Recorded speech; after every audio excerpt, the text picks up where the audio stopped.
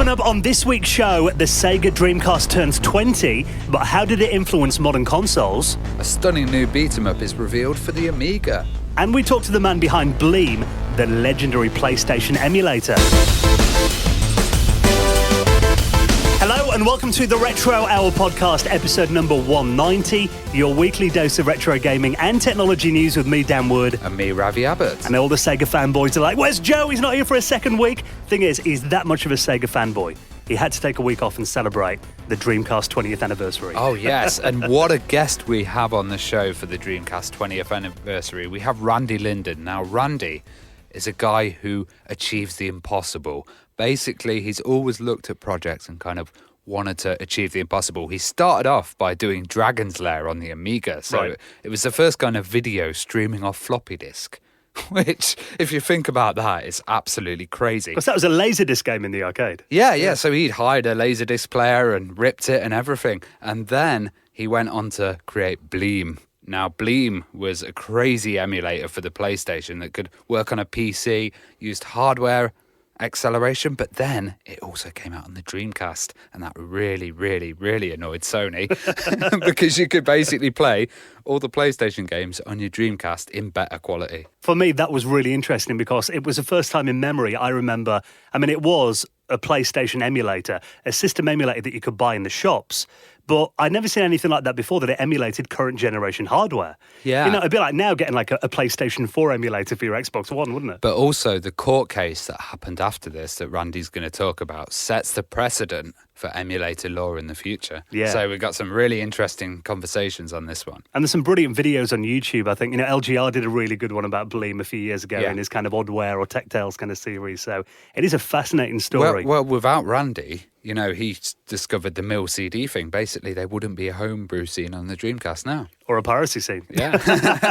We're going to talk to him about that. Randy Linden is our guest on the Retro Hour podcast. He'll be on in around 15 minutes' time. And if you are missing Joe, he's back next week. Now, talking about the Sega Dreamcast, I mean, it has been everywhere in the news this week. I've seen it, like, you know, on the BBC they were covering it. It's been in the Metro. We do need to talk about that system that turned 20 years old. And there's a really interesting article in Engadget we'll talk about in a moment about how the Dreamcast predicted everything about modern consoles. So we'll have a little celebration for the Dreamcast 20th anniversary in the next few minutes. Before we get into that, though, and the rest of this week's stories, just a little reminder that the Retro Hour podcast does come out every single Friday. Every Friday, we bring you the latest in retro gaming news. We bring you a special guest every episode, and we've been doing the show for almost 4 years now. And of course, we release it completely free every week for you. But the only way that we can keep doing this is thanks to your help. Now, if you want to see the show continue into 2020, and we want to keep putting it out for free, we'd love it if you could just make a little donation into the running of the podcast and help us out with the running costs of it. 100% of it all goes back into the running of the show and really does make a massive difference in terms of keeping this podcast coming out every single week. And for making a donation of any amount, you will find your place in the very prestigious high score table, the Retro Hour Hall of Fame. Like this week, Sean Allen, Raymond Vrud, Michael Buckland, and Daniel Gregory, who all made donations into the running of the show. And if you'd like to do the same, we accept them via PayPal on our website at theretrohour.com. Click on the supporters tab in the menu, or you can do it direct, PayPal at theretrohour.com. Now, one system that never ceases to amaze us is the Amstrad CPC. Yeah, so the Amstrad, we've seen a lot of developments, and a lot of people are kind of pushing it beyond how the Amstrad initially was. And oh my God, there's a fantastic demo that's just come out, and this is the Packet. Now, this is point and click engine tool. The spelling click with a K. Yeah. So it does kind of work. But this is essentially an engine that lets them do point and click adventure games on the Amstrad CPC. Yeah, so they've created a small little demo at the moment. It's not got any savable options. It's not got any sound or anything like that. But this is just a kind of proof of concept. Yeah. But they've actually got it kind of working, and it looks like one of your really early point and click adventures, but really shrunk down. But I guess this engine's going to be able to be converted and you can create adventures then. There may be some Alan Sugar-based point-and-click games now. There's an idea. The Apprentice, yeah. Someone's got to make a point-and-click version of that for the Amstrad. But yeah, I mean, it is really impressive how they've done it here now. It kind of reminds me a bit, like you said, it's kind of those early Scum games it reminds me of a little bit. So you've got the little section at the bottom with, it's actually icons, not text. So you've got like, a finger pointing upwards for walk forwards. Yeah, but then it actually does the text at the top. So it's highlighting stuff, Yeah, and you've got your little character there. Looks very much like Monkey Island or something like that. Walking around, you get your multiple text options at the top where you can choose what you want to say. At the moment, this demo's got no music or sound effects and, like you said, no saving or anything in there. But as a proof of concept and how well it's working at the moment, this still looks like it's got a lot of possibilities. Yeah, and it looks like it's quite fast as well. Yeah, really fast, actually. I used to play point-and-click games, and you click one side of the screen, and it would take 10 minutes for Simon the Sorcerer or whatever to walk across, And I'm reading here from the developers are saying that, at the moment, the demo is only on the CPC. But apparently, this is quite cool, the compiler is going to be able to generate games for both the CPC and the MSX as well. Oh, that's cool. So you'll be able to cross-compile coming out of there. Yeah, so we've got no estimated release date as yet, but we'll keep an eye on that if you want to check out this. There's a really cool thread all about it on the cpcwiki.eu website as well. I'll link that up in our show notes at theretrohour.com.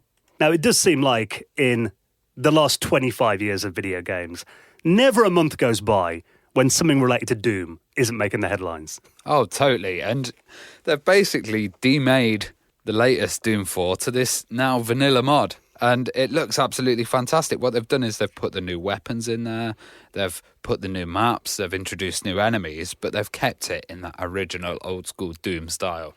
These kind of old-school FPS kind of games, especially with Ion Fury, which I've been playing actually since we talked about it a couple of weeks ago. I'm really into this kind of old-school FPS kind of look actually again now. So is this is Doom 4, the one that came out, the Doom 2016 game then, is it? Yeah. Not the brand new one that's not out yet, I don't think, is it? I did play that one actually on the Xbox and the Nintendo Switch. So what they've actually done is they've kind of demade this end for the original Doom engine. Yeah. Right, okay. And the cool thing is, I'm thinking you're probably going to be able to, if this is just a WAD or something, you may be able to actually chuck it on like Amiga or on any other system that plays Doom. Apparently it works with any Doom source port, it says. The graphics on it, though, do look a hell of a lot better than the original. I mean, it is kind of that, same kind of pixel style. Yeah, it's still really chunky, isn't it? Yeah, but I don't know if it's just my memory, but it looks a lot smoother than the original Doom did. That is very cool, though, that they've managed to do this.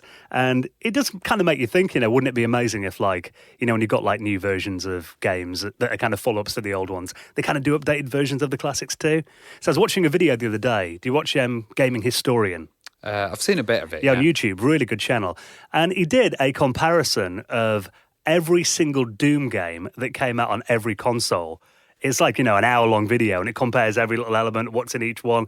And it was such a good watch as well. But it actually took until the Xbox 360 and the PS3 to really get a perfect version of Doom on a console. Well, interestingly, Randy, our guest, has actually ported Doom to the SNES. So he did the SNES port. Right, okay. Yeah, and that was that was a really good port of it. That was so impressive that could happen. And that it had the full map on there as well, actually. So, you think then Doom really, it didn't come out on the Mega Drive, only the 32X, didn't it? Yeah. So you needed a 32X on the Mega Drive to run Doom.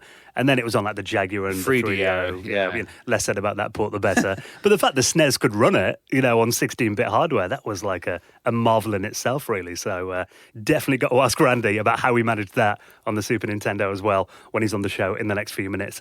Now, we did mention at the start of this week's show that this week we did see a rather big anniversary for one of our all-time favourite systems, and a system that today does actually get quite a lot of love. On Monday, the Dreamcast celebrated its 20th anniversary. Well, technically, only in America, because it did come out on the 9th of September, 1999 in America, but we didn't get it here in the UK until October 99, I think. Yeah, and I didn't know many people with them, but the people that I did know, I was amazed by it. I thought it was such a good system. So revolutionary with like the controls, the VMU. Do you remember that little screen that you put inside your controller? Yeah, talking about battery munchers. yeah. But it was cool. I mean, essentially it did it changed memory cards and made them fun. by, not only having little screens on there, and you could even have little games that worked on the VMU, couldn't you? Yeah, it was a really good kind of final shout for Sega, and I wish it had been more successful, but having the DVD-ROM in the PlayStation 2. I think that's what got it with their strange GD-ROMs, but we'll be talking about that with Randy. Yeah, I mean, that was probably the final nail in the coffin when the PlayStation 2 came along. But, I mean, you are right there. It was a very revolutionary system. And, really, I remember it kind of being hyped up as like, the Sega Naomi arcade hardware, an arcade machine in your home. Oh, yeah. Which, it kind of was. I mean, some games are actually better on the Dreamcast than they were on the Naomi hardware. Now, there's actually a really good article here. Of course, there's been a lot of mainstream press. I actually probably have seen more mainstream press celebrating the Dreamcast in the last week than I did this week in 1999, unfortunately for Sega. But there is a really nice article here on Engadget talking about how the Dreamcast kind of heralded in and predicted everything about modern consoles, and the fact that it's had a really lasting legacy. Now, they're talking stuff about the hardware and the software. You remember back then, the GPU that was used in the Dreamcast was DirectX compatible. Yeah. And obviously, a lot of the games in there, they could work with, there was Microsoft got involved in it as well, and they had Windows CE that was on there too. And we did episodes in the past all about that if you want to check those out in our show history. But they're talking today that you look at modern consoles, and now this kind of commodity PC hardware and graphics chips and all that have made their way into home systems. So this really was the first time that a home console and a PC was kind of became closer together architecturally. Yeah, it was kind of like the precursor to the Xbox, really. Absolutely, yeah. And they're talking about, in this article as well, that, essentially the original Xbox was a Pentium 3-based PC, wasn't it? Yeah. And Microsoft were involved with the Dreamcast as well. And even look at the controller on there as well, the layout of the buttons and everything that, of course, did go into the Xbox after that too. And even today, you can see that legacy in the Xbox One and stuff like the Switch Pro controller. So that button layout that they did on that controller that I know was a bit hit and miss for a lot of people. The analog stick placement wasn't all that good in hindsight, but they were doing something brand new. And it really did have a lasting legacy. And the fact it had built-in networking too. Yeah. It just had everything going against it at the time. I thought the hardware was incredible and great, but to be honest, when my friend got a Dreamcast on the first couple of weeks of European release, he had a boot disc there that was already prepared. He had all the games. I think he bought one original game.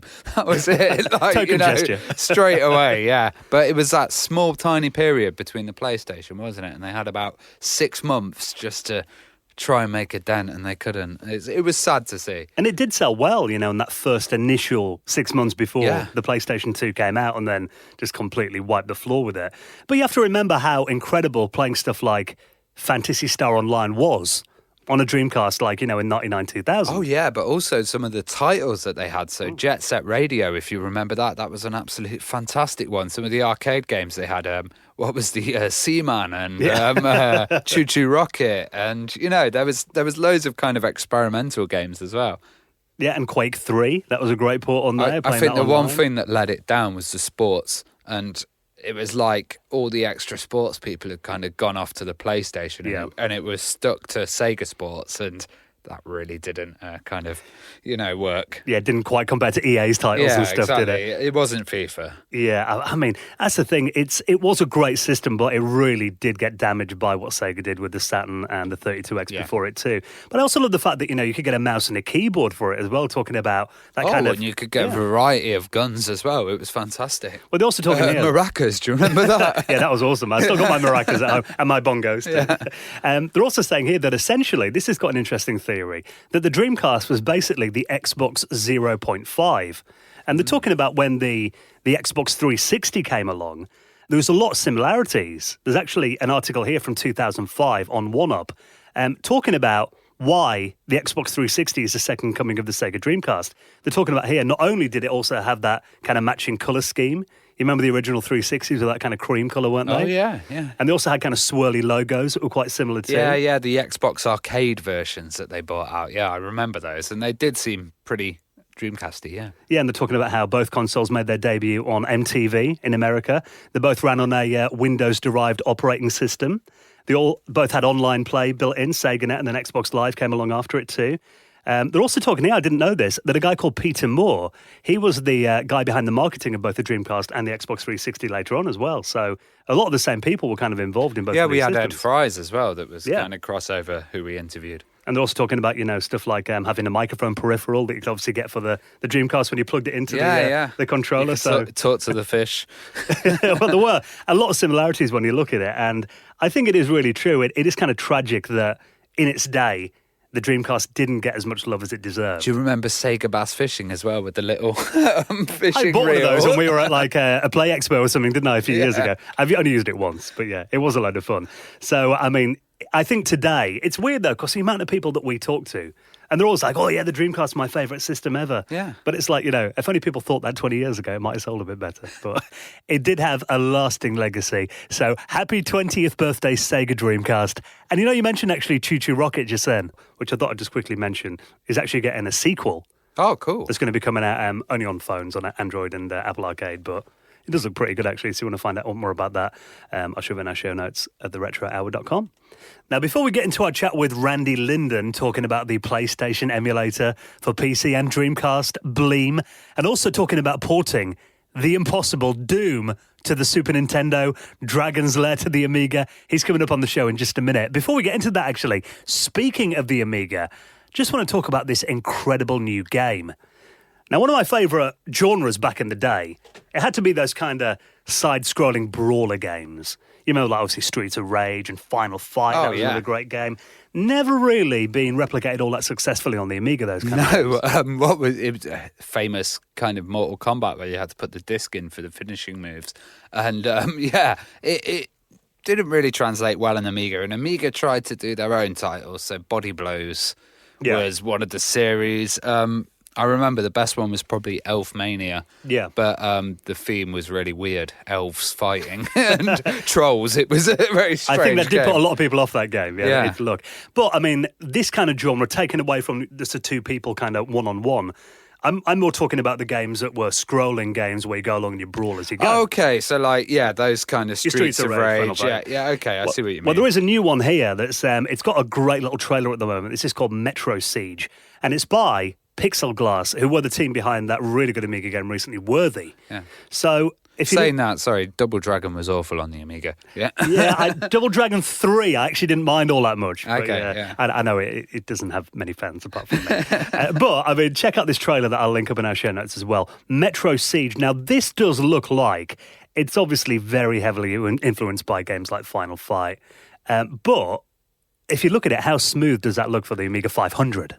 For the 500, this looks fantastic, and the scrolling looks really nice as well. And it's like they've not spent too long on parallax and stuff, but they've made the effects look really good, and the artwork's pretty fantastic. Yes, if you love stuff like Streets of Rage, it's very similar. Even the font looks like Streets of Rage, actually, the font that they picked. Did you see this Amiga first-person shooter that was released earlier? They put video out of a 500 and people version of it running, and a 500 and people were like, no, that's a lie! And then there was a huge battle over it, because, some of these games, when they were released back in the days, if these had come out, they would have been top hit sellers, they would have sold millions. Well, one good thing that they've done with this game here is, I mean, it's optimized for a 1 megabyte Amiga 500. The fact that it runs as smoothly as it does on that kind of stock system is testament to how good these guys are at coding these systems.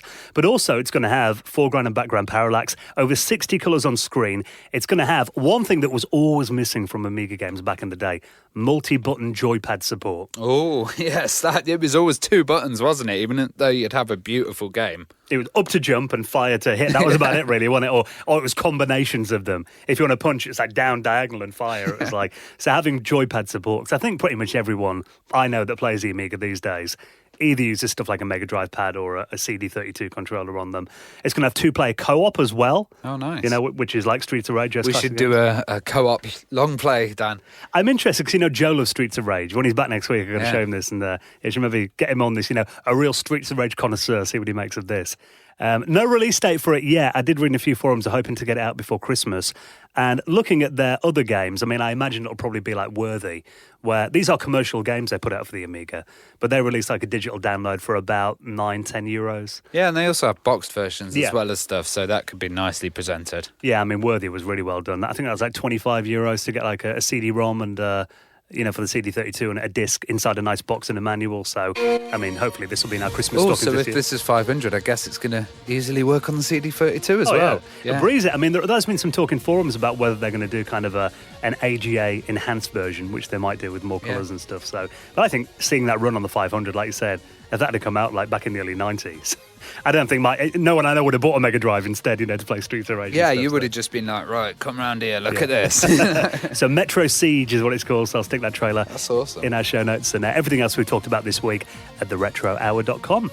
And right now, time to get into this week's special guest, a man that has done so much. And like Ravi said at the start of the show, kind of achieved the impossible, getting Dragon's Lair running on the Amiga that was originally a Laserdisc game, getting Doom to run on the Super Nintendo when the Sega Genesis couldn't handle it without a 32X, and also the man that allowed us to play PlayStation games on our PC and our Sega Dreamcast.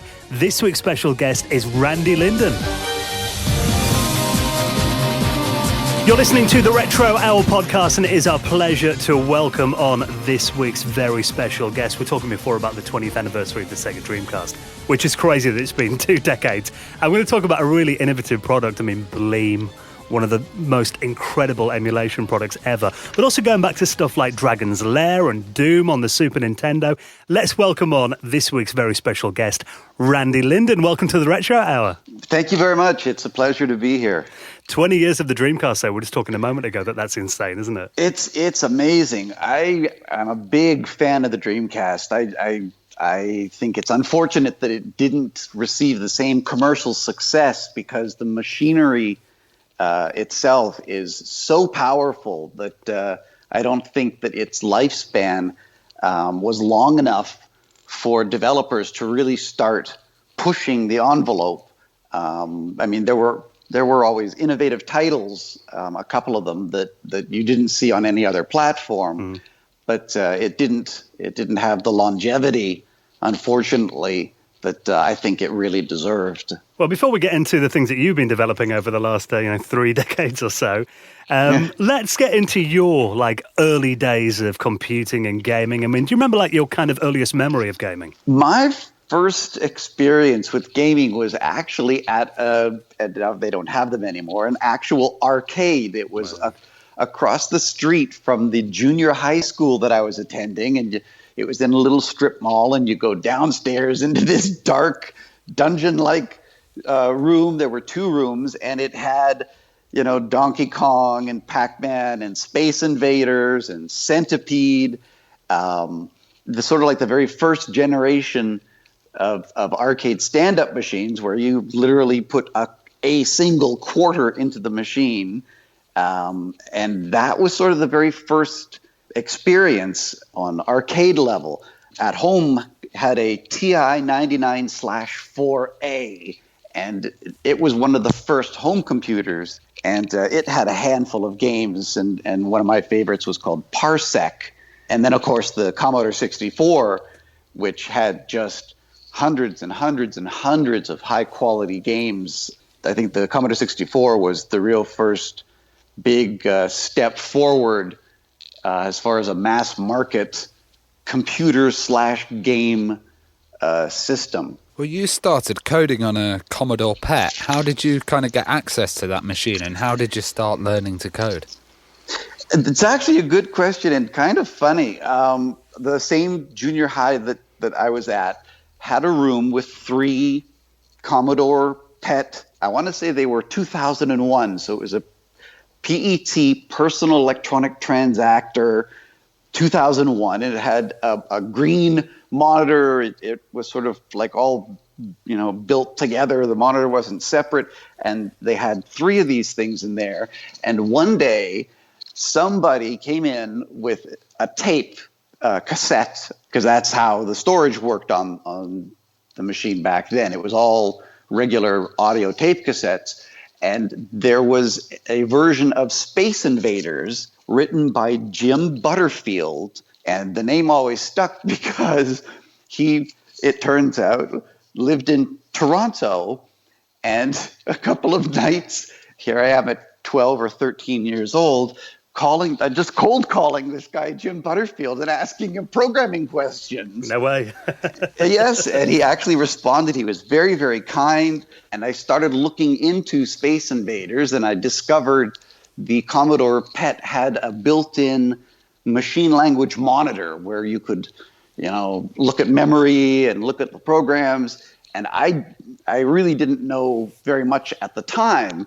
And so I said, okay, well, let's print out to the printer this memory, which is the game of Space Invaders, so I could study it. And of course, it was just not like a disassembly or a source code or anything like that. It was just all the actual characters, so things like line feeds. And so it was like hundreds and hundreds and hundreds of pages of just gobbledygook, because it was sort of like, what if you take a Word file and you don't use Word, you just literally send the file to the printer. It's just all sorts of control characters and garbage, but that's how I got my start. I started off with the Commodore PET, got hooked, and as soon as the Commodore 64 came out, my mom got me one, and that sort of launched my career. So how much did it change your life then, getting the 64? Oh, it was amazing. The ability to have a home computer, and it was basically just the size of the keyboard, but maybe twice or three times thicker, allowed me to program and play around.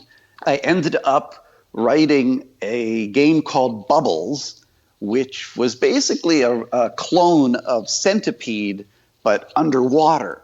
And back then, there were no C compilers. There weren't even assemblers if you wanted to write assembly code.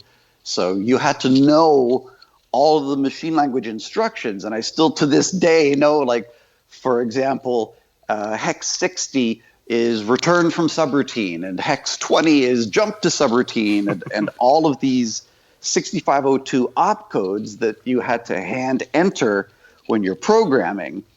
So I wrote a Centipede clone, and there was a company based out of Toronto, Canada, again, that's where I grew up, called Syntax Software. And I went, it was 5 minutes from school, because I was still in high school at the time, and rang the doorbell and said, "Hi, I'm a big fan, and I've got a program, and maybe you'd be interested in taking a look at it." And the guy's name was Randy Lyons. Lyons was his last name. And as soon as I saw that, it's like, okay, well, this means the stars are aligning here, because he's got the same first name as me.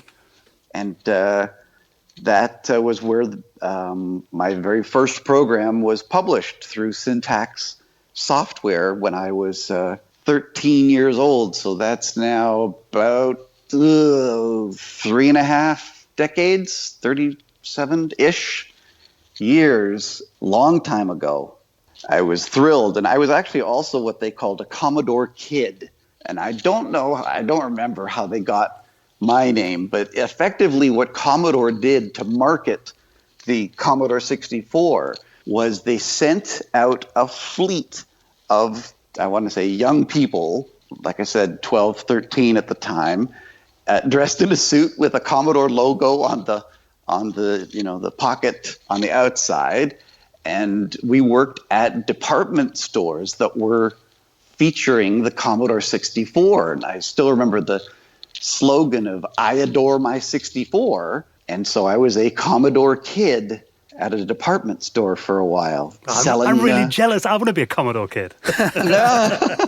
And I don't even know what happened to the Blazer, but we got, like I said, in retrospect, it probably was a little bit funny, but I guess their marketing worked, because the Commodore 64 became immensely popular. There were thousands of programs available for it, and it was a great experience to sort of show people. They had a bunch of demos Commodore had put together. It was around Christmas time, and the graphics and sound and music coming out of this little tiny box. And they had a special where if you bought the computer, You also got the 1702, I think was its model number, the 1702 monitor, and a desk, a computer desk, to put all of this stuff on. And the Commodore 64 really launched my career. So you founded Visionary Design Technologies in your mum's basement. What were the kind of aims of this company then? Well, actually, the name was picked because the initials were VDT, for Video Display Terminal, and I just wanted some name that sort of matched that. We were a game company, a handful of us working out of mom's basement. We launched 2 titles. One of them was called Data Storm. Think of that as Defender on steroids. And the second one, and that was written by Søren Grønbæk, a Danish guy, also brilliant programmer who went to write Sword of Sodan on the Amiga. And the second title was called Vortex, and that was done by another excellent programmer named Andy or Anselm Hook. But very, very young, just starting a company. And I remember one day somebody calling, and it was from a store chain, and they wanted to return, a certain number of units. And I was sort of playing it by ear because we didn't really have a system for tracking returns and shipments. And they wanted an RMA number, a Return Merchandise Authorization, which is standard for all the big software companies, so that you can swap stock and whatever. I just made up a number and said, "Oh, your RMA number is G62594," and of course, then later on in the month, we received a handful of the Data Storm and Vortex with that particular Return Merchandise Authorization number. But we really were just a handful of guys trying to launch a game company because we all loved the machines and loved gaming. Well, when the Amiga came along, that it seemed like a supercomputer. I'd never seen anything like it. But the one thing is, it couldn't play Commodore 64 games. Of course, you did remedy that with the 64 emulator that you made with David Foster from Digital Leisure.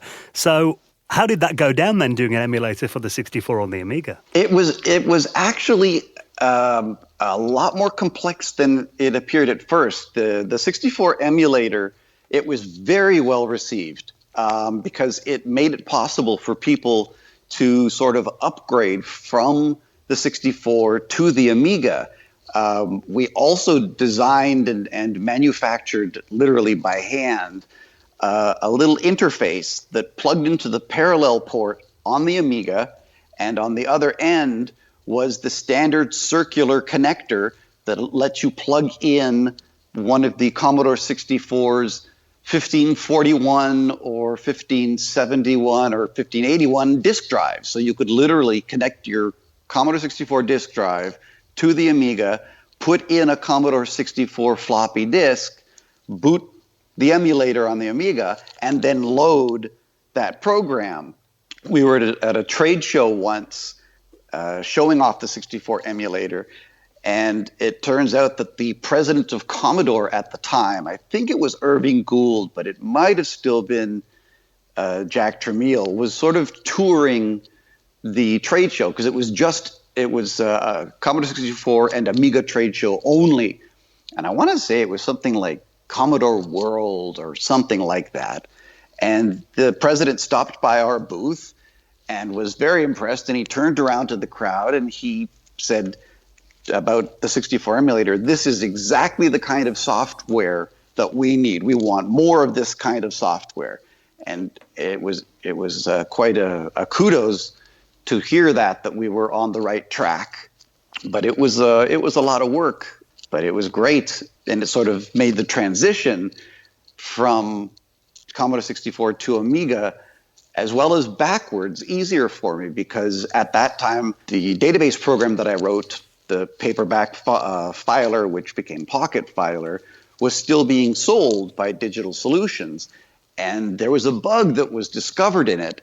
And the program was so complex that what I ended up doing was using the 64 emulator to emulate the Commodore 64 so I could debug the paperback filer that I had written for the Commodore 64 because I could do so with such ease. So it was actually a really great way of getting, real down deep at the lowest levels of both machines. It was a great time. Do you remember the first time you experienced Dragon's Lair, and why was this title so amazing and unique back then? I do. It was in the same arcade across from the junior high, and it was one of the machines that had like a huge long lineup, and it's sort of like a pool table where you put down your money because you want to play next.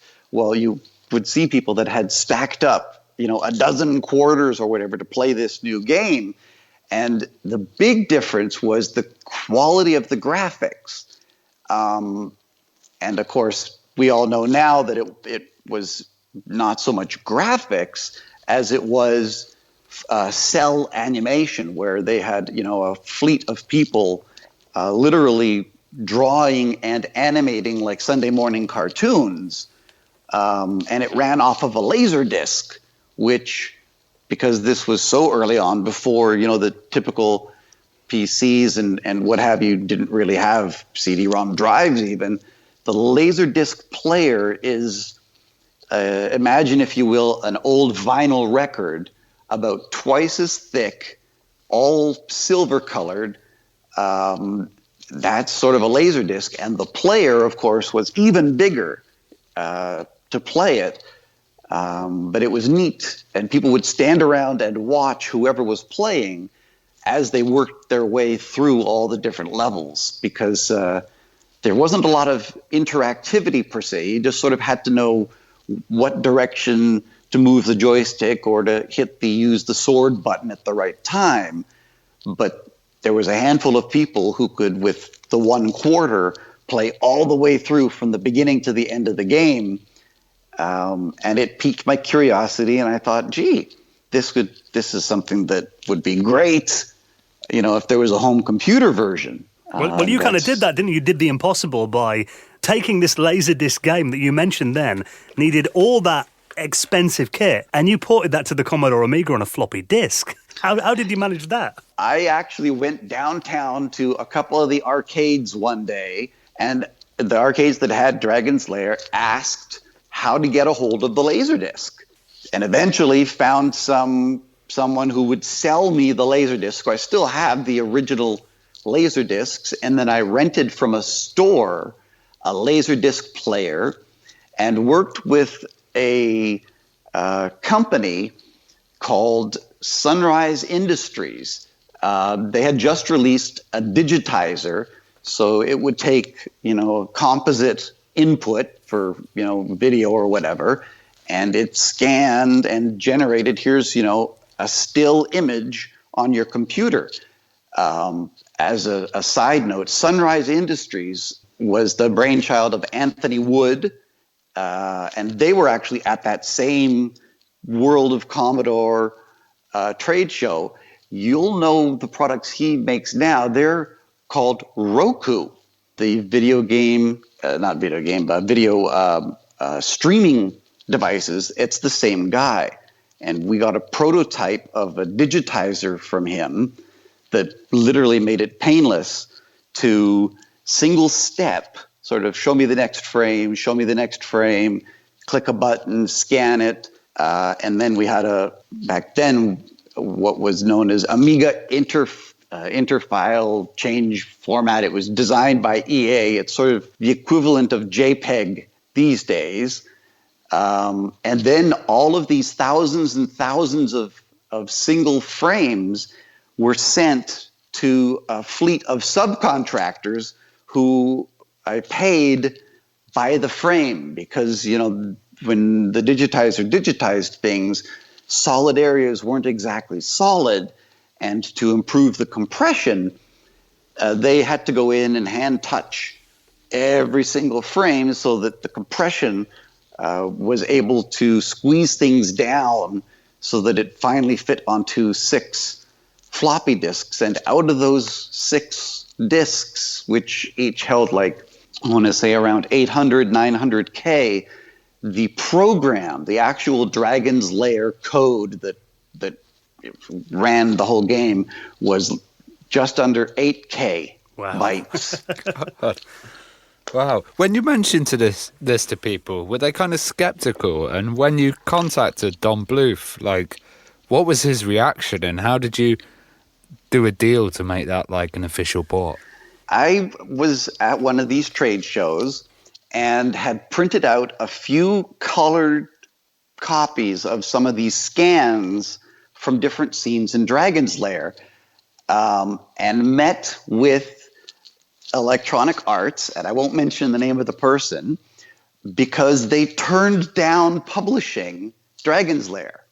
They weren't interested. They had dozens and dozens and dozens of games on the Commodore 64 and also on the Amiga, but I think they were just in disbelief that this would be an actual product, and said, no, we're not really interested in that. I've never actually spoken with Don Bluth or his partners. I worked with, they have an office, or at least they did have an office in Los Angeles called Sullivan Bluth Interactive Media. And I found this, it's sort of like, almost like reverse engineering, where this Laserdisc came from. It's like the arcade owners whom I purchased the discs from told me, oh, it was manufactured by this company over here. And then I would follow up with that company, and that led to another company. And eventually it led to Sullivan Bluth Interactive Media. And I said, I'd like to license Dragon's Lair for, a home computer version of it. And they were skeptical, but wide open to it. And at the time, I don't think they realized that they were dealing with somebody who was, relatively speaking, young, 14, 15, 16. And here we are talking about a big deal to launch a major product. And that's also when the same David Foster stepped in, and we sort of worked together. And it was the very first product the company he formed called ReadySoft launched. So it was quite an adventure to going from getting the disc itself originally to the end where it was actually a program that ran on the Amiga.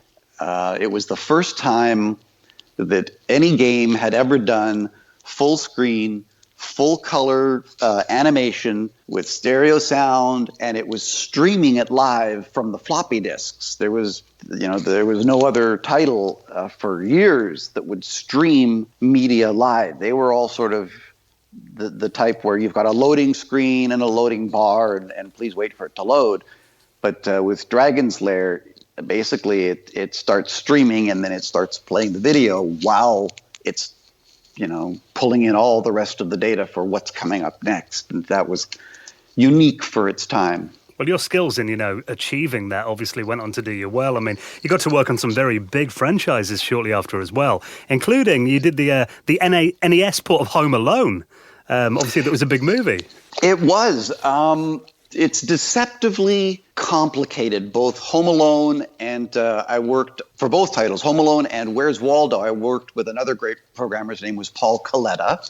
And the technical underpinnings of those titles was actually more complex than it looked, because the NES is a character-based system. What that basically means is, just like you've got a font these days, you had a font on the NES that you designed, and it was all of the different pieces for the graphics.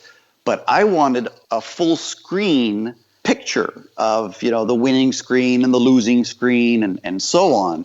And there was not enough space, there were not enough font letters available to do that unless you had multiple fonts and you wrote code that a third of the way down the screen with what was known back then as a raster interrupt, because the video display raster hits a certain position on the screen, and then your code would switch which font it was using. And of course, as I said, the fonts aren't letters, they're all the pieces of the graphics. But both Home Alone and Where's Waldo used this technique so that we could do full screen, high resolution for the NES, pictures and levels and things like that. And most of them were done 6 to 8 weeks from beginning to end for the whole project. Very, very short time frame. I mean, you're thinking of the titles you worked on then, and we mentioned before about what a technical marvel porting Dragon's Lair to the Amiga was. Afterwards, I mean, you kind of did the seemingly impossible. When Doom came out, I mean, you needed a pretty decent PC to run Doom. And I remember the only real console ports that I saw that could run Doom well was stuff like, the Atari Jaguar, these kind of, new super high-end consoles. But you managed to get Doom running on the Super Nintendo, which I can't even imagine how on earth you went about that. Well, thank you. It's I was enamored with Doom because it was sort of like that big wow moments with Dragon's Lair where, wow, you're playing a cartoon. Well, this was, wow, you're running around in a real world with three-dimensional, graphics and elevators and platforms and monsters and network play, and it was just amazing. So I actually started doing research into the data formats, and around about that time, Nintendo had a developer conference, and they announced the Super FX. And this was internally, we called it the GSU, and it was a graphics support unit. And it was a chip designed by Argonaut Software out of the UK, a man named Jez Sand.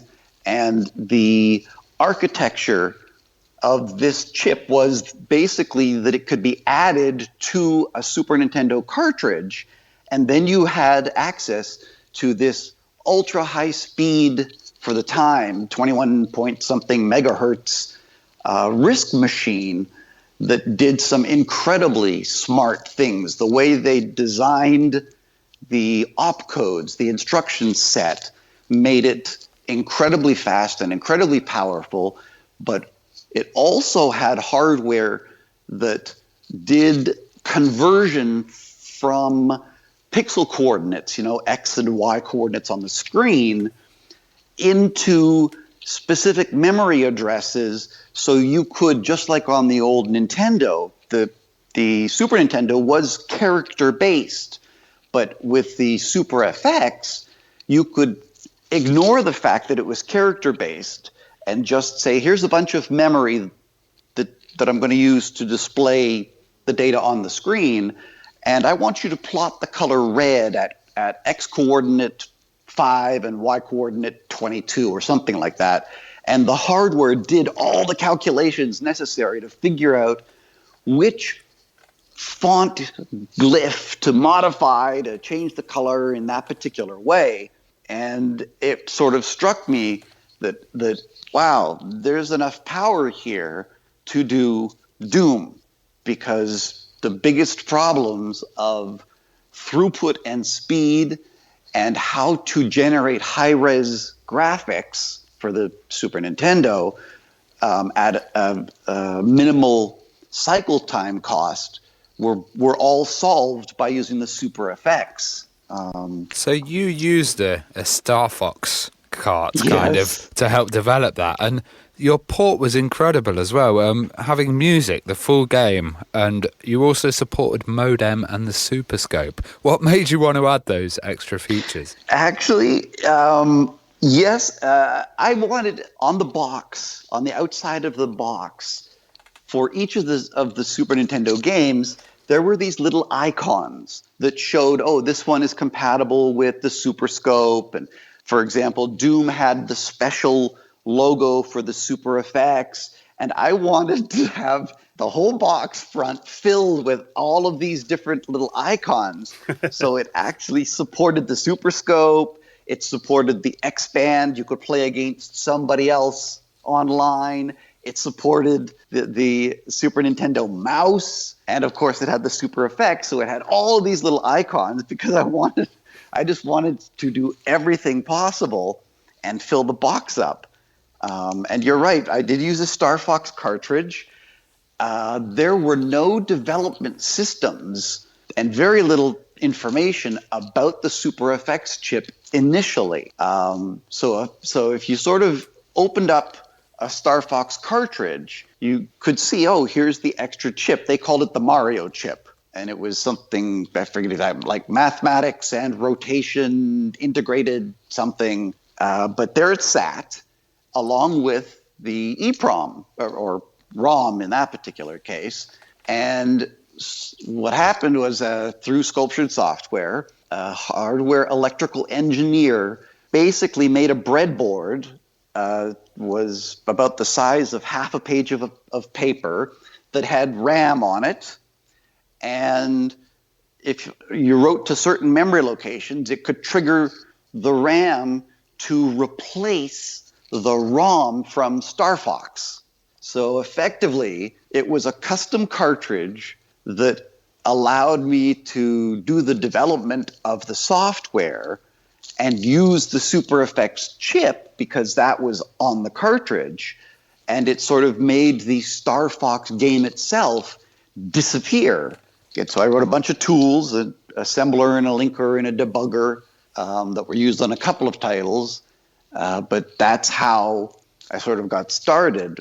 And the Sega Genesis needed a 32X to run Doom, so that was definitely one up for Nintendo. Yes, id really wanted the game on the Super Nintendo to be faithful as possible. There were different trade-offs that were made, but I vaguely think that, yes, the Super Nintendo has most, but not all of the levels, but it did have more levels than most of the other console ports. And that was largely, I think, because it wasn't really a port. I had started writing a 3D engine after I saw Doom on the PC, and then digging into the technical information that various people online had reverse engineered and figured out about the id Doom data formats allowed me to sort of write a tool chain where I can say, here's a set of files from the PC version of Doom, convert into the format that my engine uses. And it was a much more compact, tightly compressed set of data formats. And so it allowed me to put in most of the levels and all of the bosses, and the sound effects and music were actually done by people at Sculptured. It was a big project in the end, even though the cartridge was only, I want to say, 2 megs, something like that.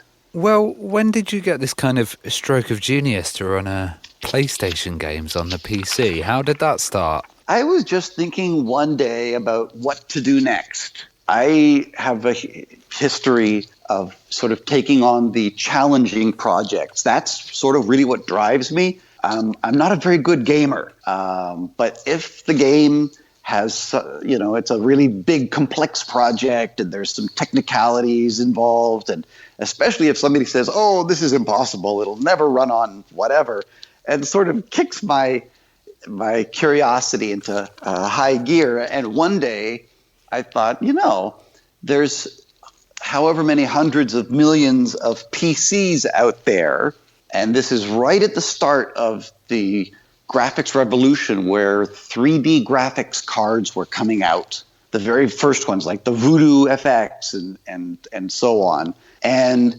compared to the number of PlayStations out there, it would be great to have this huge library of games from the PlayStation playable on your PC.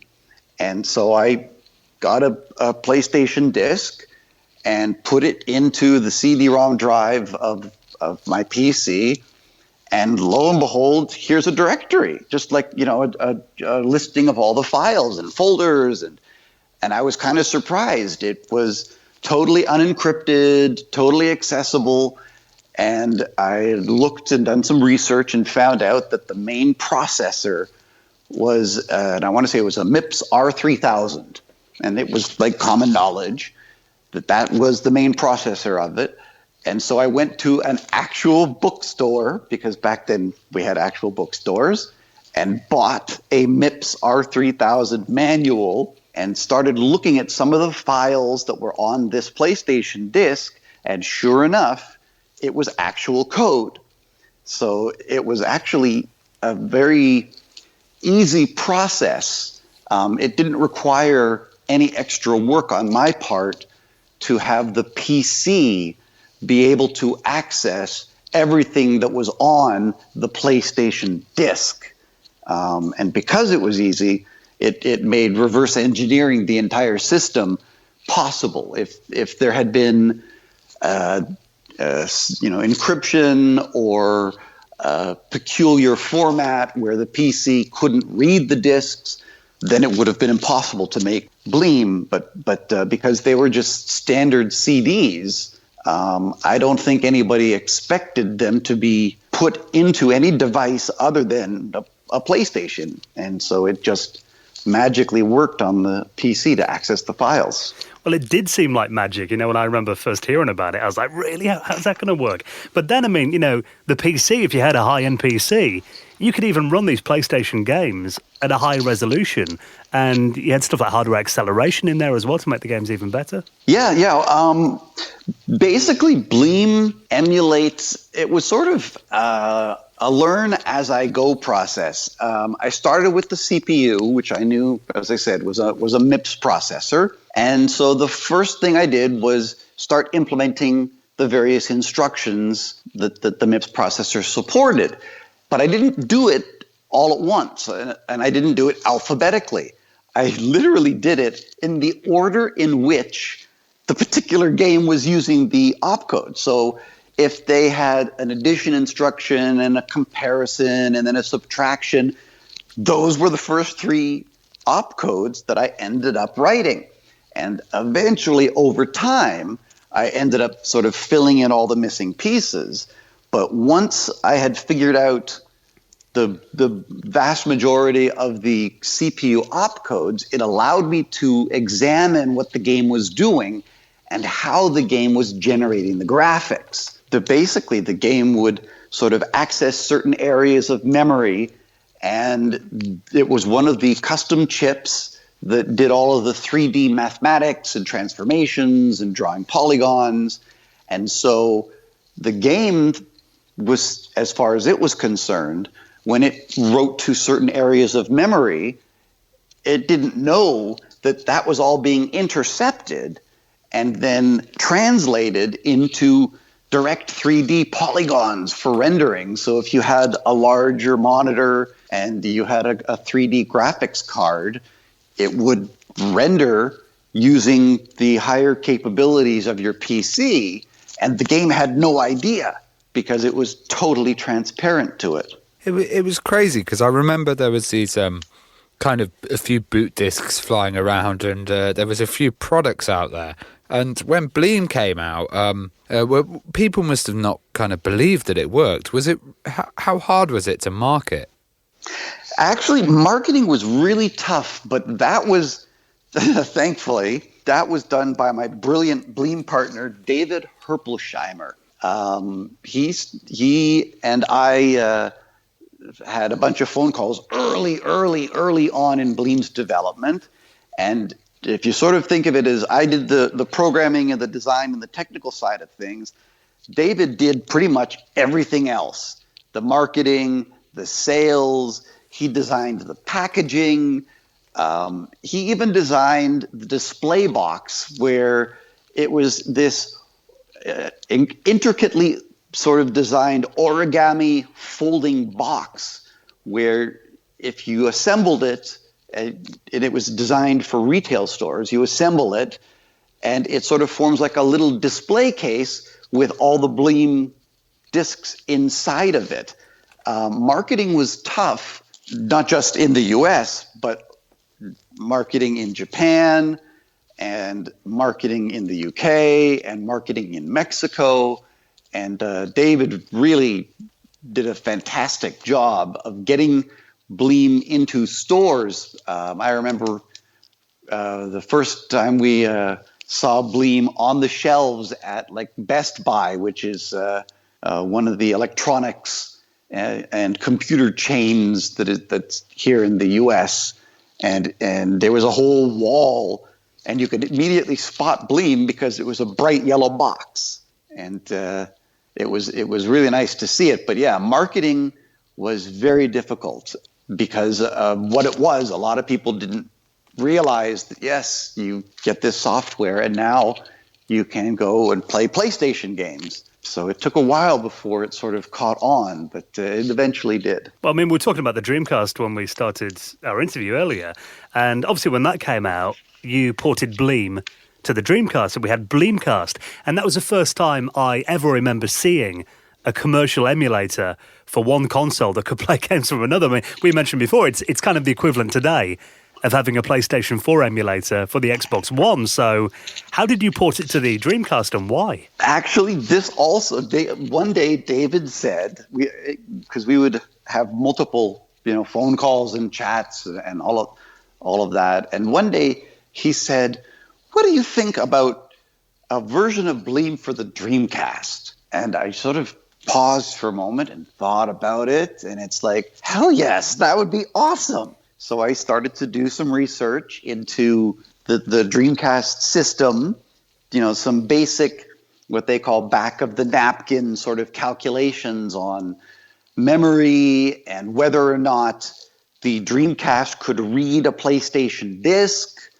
There was just a certain set of criteria that had to be met, and found out, just like when I wrote Bleem for the PC, I found that the main processor for the Dreamcast was a Hitachi SH4.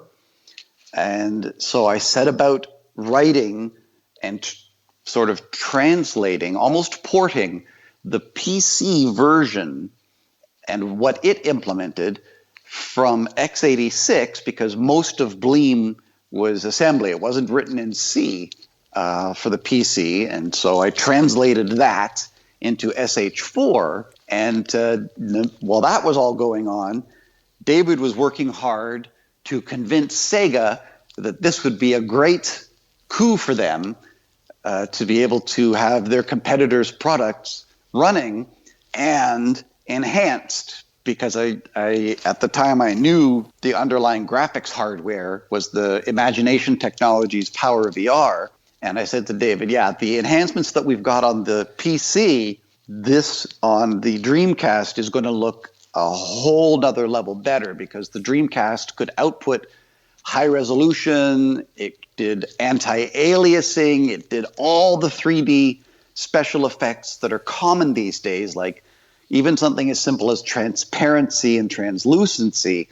On the Dreamcast, the hardware just did it. It just all worked. Well, but it required a lot of work on David's part to get Sega to even consider something like this.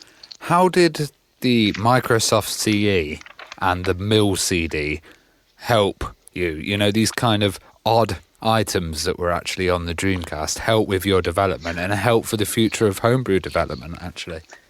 Well, as it turns out, there was a point at which Sega said, yes, okay, we'll give you, technical specs and so on, but we need to consult with our board in Japan and determine whether or not you're going to be able to actually launch the product. But in the meantime, it doesn't hurt anybody if you pursue it as a proof of concept, as a potential product. And basically what happened is when Bleem was running, we sort of got some inside information that there was this thing called a Mill CD. And David had picked up from Japan, he ordered them, a couple of Mill CD discs. And it was a multimedia something or other. I don't remember the exact moniker for it, but it was a regular CD-ROM disc. And it struck me that, okay, if it's able to read the Mill CD disc, then it must be possible for us to create a regular CD that isn't Sega's custom GD-ROM format. And the trick was, by that point, we'd received a development kit from Sega. They gave us, a GD-ROM burner and Dreamcast development hardware, but the team who made the development hardware at Sega were smart in the sense that they removed the code from the ROM in the development kits that supported MIL-CD.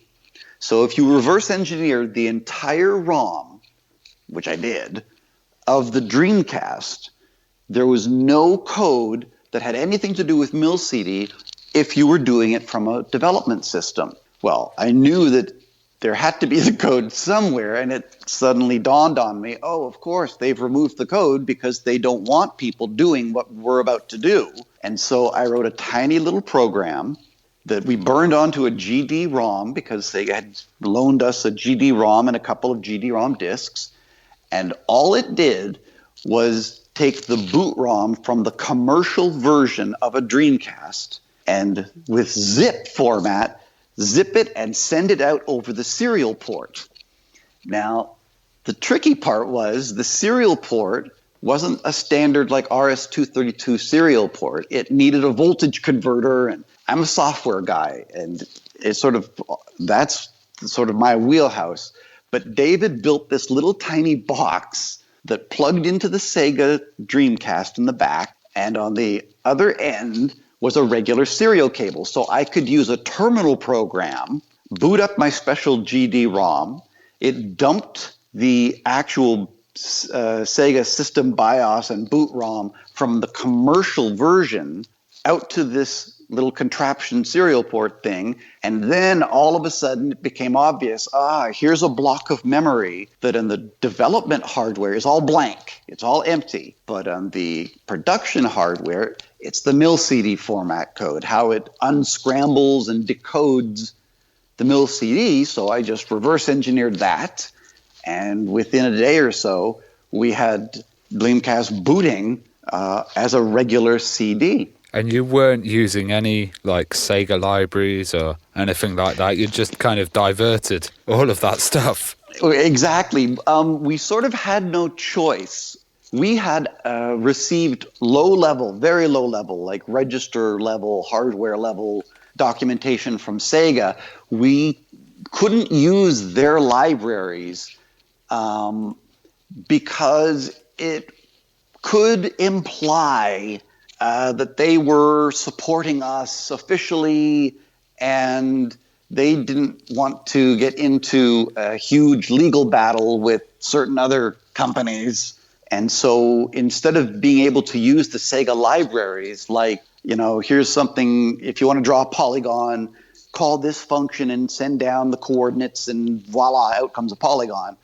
I had to write all the low-level implementation of that. So we effectively had our own set of libraries that drew polygons and communicated with the sound hardware and communicated with the VMU and the little VMU screen. So it was an awful lot of work, but it sort of kept Sega in the clear because we weren't on a GD-ROM. We weren't supported by Sega. We were manufacturing the discs ourselves at a standard CD printing plant, and where the little logo appeared, we could customize it. And so David wrote this text so when you boot the game, in the right-hand lower quadrant of the screen, it's because the screen says, Sega Enterprises, copyright, whatever, and the little box appears with a red arrow that points up that says, ignore this. This is actually unrelated and has nothing to do with Sega or Sega Enterprises and blah, blah, blah, blah, blah.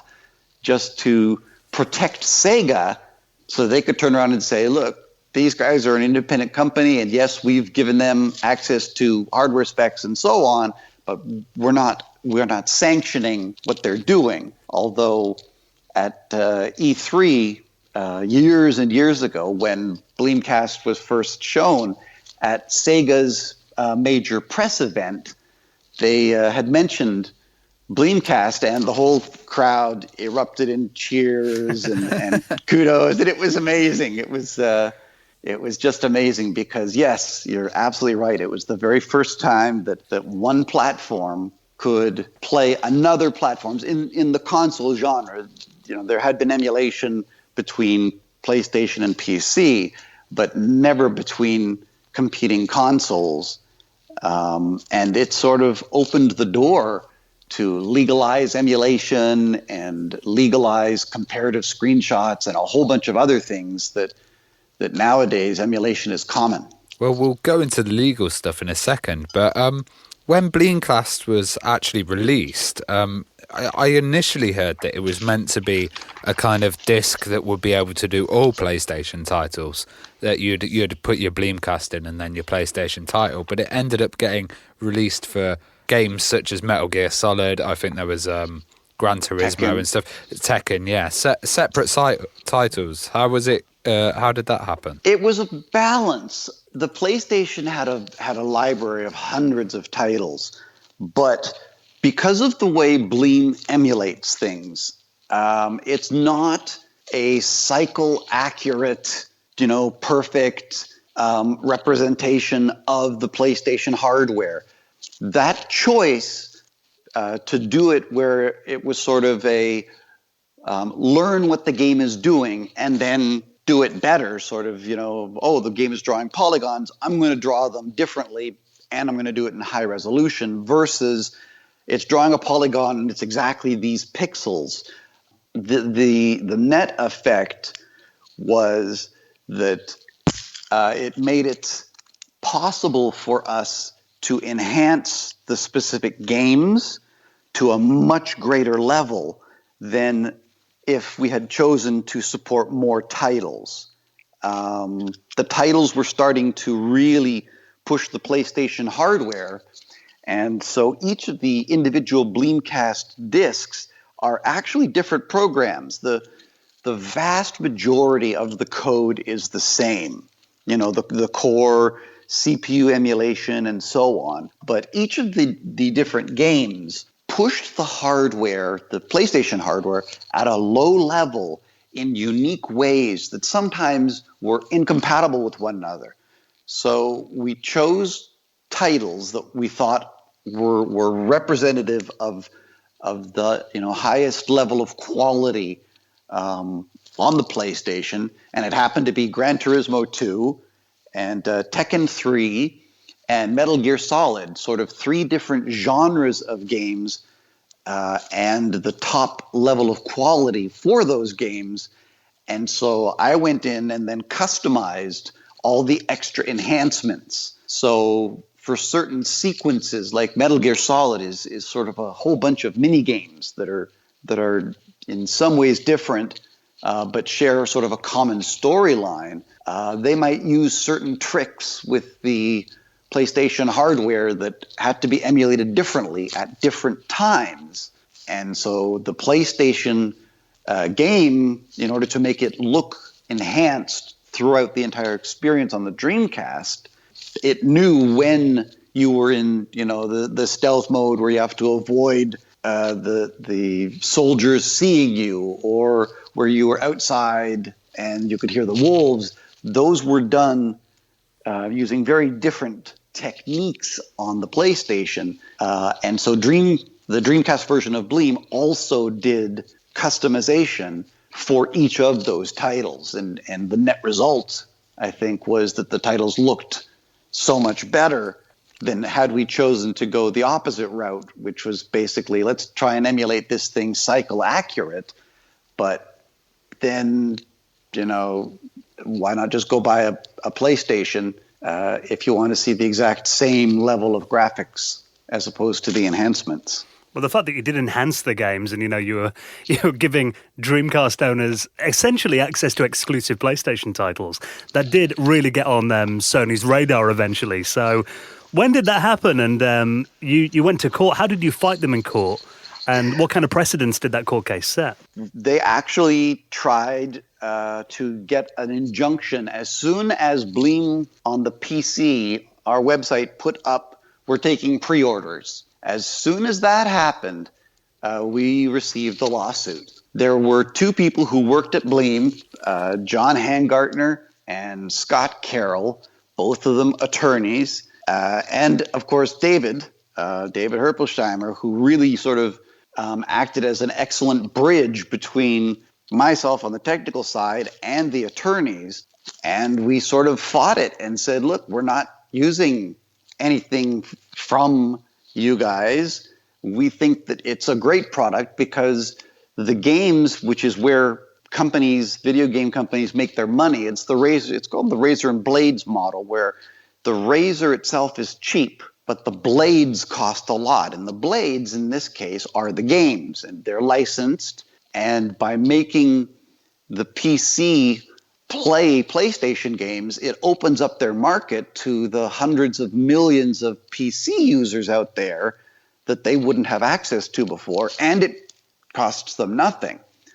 Well, they ended up suing us on a number of different levels, but the net result was the Ninth Circuit Court ruled that emulation is legal, and comparative screenshots, where if you look at the Bleemcast or the Bleem packaging, we've got a screenshot from the PlayStation, and we've got beside it the screenshot running from Bleem showing, hey, here's the game and how much better it looks. And the judges ruled that this is legal and it is allowed, even though the screenshots were copyright inherently by whoever it is that wrote the game, like Konami with Metal Gear Solid, for example. This provides the public with a way of doing comparative shopping effectively. It's like, if you can't compare one product against another, that's sort of bad for the public interest. And so that was decided that comparative screenshots were in fact legal. It's the legal precedents that Bleem helped set are probably among my career's greatest achievements that I'm most pleased about, because now you see emulation everywhere. You see it on Nintendo, you see it on Xbox. It's everywhere. It's commonplace. And 20 years ago, it was rare. Well, recently I've noticed, obviously we had the PlayStation Classic and the little mini console. There's been a little mod tool for that where people can install their own games called Bleem Sync. Is that anything to do with you? No, I'm flattered by the choice of name, frankly, but that has nothing to do with me at all. But it is interesting that it shows that emulation is everywhere now. Even in Sony's own products, because of the value and the potential benefit to consumers. Emulation, 20 years from now, how are we going to preserve the history of video games and the technology? Eventually, the hardware is just going to stop working. It's not like a record player where there's a needle and a pickup and it's relatively inexpensive. 20 more years from now, Dreamcast hardware is going to be that much more difficult to obtain. And unless emulation or some other technology is developed, we'll never be able to play Shenmue or Crazy Taxi or any of those classics that are on the Dreamcast. And the same thing applies to, any particular console. So I think that emulation itself is important. And it's clear that all of the big companies have reluctantly agreed that, back compat and emulation are things that customers want. And the fact that people are still reverse engineering and making things compatible with more systems, I think is a good thing, frankly. Well, for our kind of final question, I can't believe that they're still creating Dreamcast kind of homebrews using the mill CD technology. And there's a great group called Josh Prod that are currently producing quite a lot. We were talking earlier and you were saying you might have some development documentation and stuff that you're going to release on the Dreamcast hardware. Yeah, I've got a whole, as I said, my career is now 36, 37 years. And so I've got original technical manuals from Commodore about the Commodore 64, and I've got all the low-level manuals for the Dreamcast and the hardware, and some of it is very complex, and it's doing nobody any good in a storage locker. everything that we develop collectively, we stand on the shoulders of giants. It's based on everything that's come before us.